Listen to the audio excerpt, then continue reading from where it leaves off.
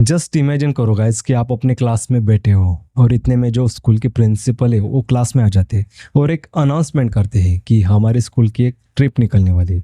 अब आप जैसे ही ट्रिप का नाम सुनते हो आप बहुत ज़्यादा खुश हो जाते हो, बहुत ज़्यादा एक्साइट हो जाते हो, ये सोचकर कि वाह ट्रिप, बहुत मज़ा आएगा, अलग अलग कुछ देखने को मिलेगा। यही सोचते हो कि वो दिन बहुत ज़्यादा स्पेशल रहेगा, कुछ अलग रहेगा। और इसी सोच को मन में लेकर जापान में जो एक स्कूल है, वो स्कूल के स्टूडेंट भी निकले थे एक ट्रिप पर। वो भी यही सोच रहे थे कि आज का दिन बहुत ज़्यादा खास होगा, आज कुछ अलग देखने को मिलेगा। लेकिन उनको कभी अंदाजा नहीं था कि उनके जो साधारण से ट्रिप है वो एक भयानक मंजर में बदल जाएगी। अब उनके साथ ऐसा आखिर क्या घटा जिसने उनकी टीचर्स को गहरी सोच में डाल दिया, ये सब कुछ आपको इस कहानी में बताऊंगा। तो चलिए कहानी की तरफ बढ़ते हैं। 30 जून की सुबह करीब 10 बजे होंगे। एनागावा स्कूल के फर्स्ट ईयर क्लास की एक छात्रा अचानक अपने बेंच से नीचे गिर जाती है। अब जब वो नीचे गिर जाती है उसके बाद वो जोर जोर से चीखने लगती है, चिल्लाने लगती है। अब उसकी आवाज़ सुन क्लास में जितने भी बाकी स्टूडेंट मौजूद थे वो बहुत ज़्यादा घबरा उठते हैं। वो उस लड़की के पास जाकर देखते हैं कि इसको आखिर हुआ क्या है।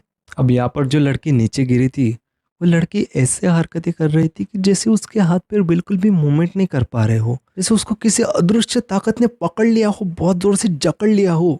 वो बस जोर जोर से चीखे जा रही थी, चिल्लाई जा रही थी। अब उस लड़के के चारों तरफ क्लास के बाकी स्टूडेंट इकट्ठा हो जाते हैं। उसकी नाजुक हालत देख कुछ स्टूडेंट को ऐसा लगा कि इसकी हालत बहुत ज़्यादा खराब है, क्यों ना इसके बारे में जल्द से जल्द टीचर्स को बताया जाए। तो फिर उनमें से कुछ स्टूडेंट भागे अपने टीचर्स के पास ताकि उनको बता सके कि क्लास में अचानक एक लड़की की तबीयत खराब हो गई है। अब यहाँ पर जो लड़की नीचे गिरी थी उसकी चीख, उसकी पुकार सुन आसपास के क्लास वाले भी उसी क्लास में इकट्ठा हो गए, ये देखने के लिए कि यहाँ पर आखिर चल क्या रहा है। अब यहाँ से ही असली कहानी शुरू होती है।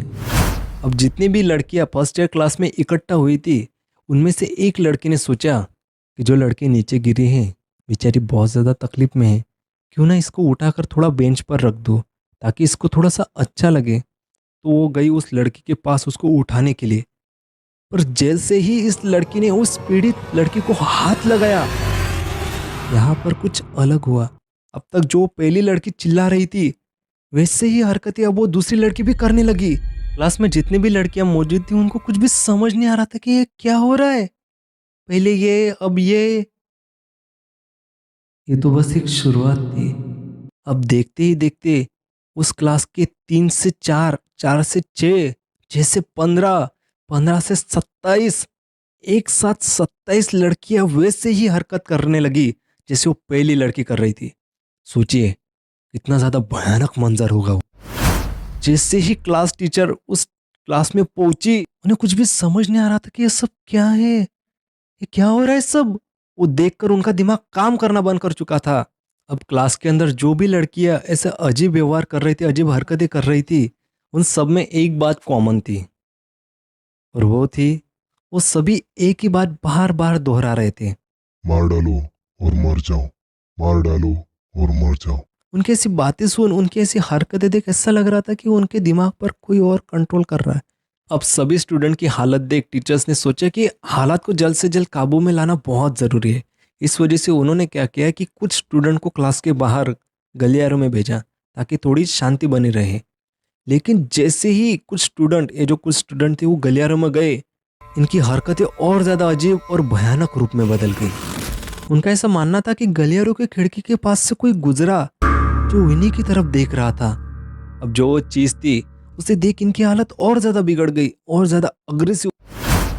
दोपहर के 1 बज चुके थे लेकिन हालात अब भी बद से बदतर थे। अब तक पूरे स्कूल में दहशत फैल चुकी थी, टीचर्स के पास कोई भी रास्ता नहीं बचा। तो उन्होंने क्या किया कि जितनी भी लड़कियां जो पोजेज हुई थी उन सभी के घर वालों को बुलाया गया। उसके बाद उन सभी लड़कियों को अपने अपने घर भेजा गया उनके पेरेंट्स के साथ। पूरे स्कूल को आपातकालीन स्थिति में बंद करवाना पड़ा और ऐसे ही 2 दिनों तक स्कूल बंद रखी गई ताकि पता चल सके कि इन लड़कियों के साथ ऐसा क्या हुआ था जिस वजह से ये सभी लड़कियां ऐसा अजीब व्यवहार कर रही थी। अब यहाँ पर ये जो स्कूल है एनागावा, उस स्कूल में जो भी फर्स्ट ईयर में सीखने के लिए या फिर एडमिशन लेने के लिए आता है तो उस क्लास की एक ट्रिप निकलती है। हर साल एक ट्रिप निकलती है फर्स्ट ईयर क्लास की। लेकिन ये ट्रिप जिस जगह पर जाती है उस जगह के बारे में वहाँ के लोकल्स की धारणा बिल्कुल भी अच्छी नहीं है। माउंट हीको, इस पहाड़ के बारे में वहाँ के लोकल्स मानते हैं कि यह जगह श्रापित है। उनका ऐसा कहना है कि इस जगह पर एक औरत को मारकर उसका सिर काटा गया था और उसके सिर को वही आसपास किसी झाड़ियों में फेंका गया था, और तब से लेकर आज तक उस औरत की आत्मा उसी जगह पर भटकती रहती है। 30 जून से कुछ दिन पहले इसी स्कूल की इसी क्लास की ट्रिप निकली थी, और उसी ट्रिप के दौरान ये जो लड़की थी जो क्लास में सबसे पहले अजीब हरकतें कर रही थी, वही लड़की उस आत्मा की चपेट में आई थी। इस बात को सबसे ज़्यादा माना गया क्योंकि आगे जिन लड़कियों ने जो इस हरकत का शिकार बनी थी, जिन्होंने बयान दिया, उनका ऐसा मानना है कि जब वो पहले लड़की उस आत्मा का शिकार बनी थी और जैसे जैसे बाकी की लड़कियां भी उसी का शिकार बनने जा रही थी, उस दरमियान कुछ लड़कियों ने देखा क्लास में एक औरत खड़ी थी, इसका सिर ही नहीं था और वो औरत इन्हीं की तरफ चलती हुई आ रही थी, और वो औरत जैसे जैसे इनके करीब आ रही थी वैसे वैसे इनका इनके दिमाग पर से कंट्रोल हट रहा था। कुछ लड़कियों का ऐसा मानना है कि उन्हें उस वक्त ऐसा लग रहा था कि जैसे किसी भारी चीज से उनकी छाती को दबाया जा रहा है। और मैंने आपको कहानी के बीच में बताया था कि कुछ लड़कियों को गलियारों में भेजा था क्लास के बाहर, ताकि थोड़ा माहौल शांत हो सके। उस समय गलियारों में आते ही वो लड़की एकदम से चीखने लगी, चिल्लाने लगी, डर गई एकदम। उसके डर की वजह भी यही आत्मा बताया गया है, क्योंकि जिस समय इन्होंने खिड़की के पास किसी एक चीज को जाते हुए देखा, वो यही औरत थी जिसका कोई सिर नहीं था। उस घटना के बाद शिंतो पुजारी और बौद्ध भिक्षु को उस स्कूल में बुलाया गया। फिर उन्होंने उनके हिसाब से पूरे स्कूल का प्यूरिफिकेशन मतलब शुद्धिकरण किया, और उन्होंने पूरे स्कूल में पवित्र नमक छिड़का। अब जापानी जैसा मानते हैं कि पवित्र नमक छिड़कने के बाद ऐसी जो बलाई होती है वो फिर नहीं आती, वो चली जाती है। और उस घटना के बाद किसी ने भी उस आत्मा को उस जगह पर देखने की बात नहीं की। लेकिन आज भी वो जो गलियारा है जहाँ सबसे ज़्यादा इफेक्ट हुआ था, वहाँ पर सबसे ज़्यादा लड़कियाँ चीखी थी, चिल्लाई थी, पागलों जैसा व्यवहार सबसे ज़्यादा उसी जगह पर किया था। उस गलियारा में रात के समय जाने से वहाँ के स्टूडेंट आज भी डरते। उनके दिल दिमाग में इतना भयानक डर फैल चुका है उस घटना का। उस घटना के बाद ट्रिप के जो रूल थे, उस रूल में भी बहुत ज़्यादा बदलाव किए गए उस स्कूल द्वारा। इस घटना से हमें एक बात समझने में आती है कि हर जगह पर इंसान सेफ नहीं होता। किसी किसी जगह पर अगर वो ना ही जाए तो ही बेहतर है। अगर आपको ये वीडियो पसंद आए तो इसे लाइक करें, चैनल को सब्सक्राइब करें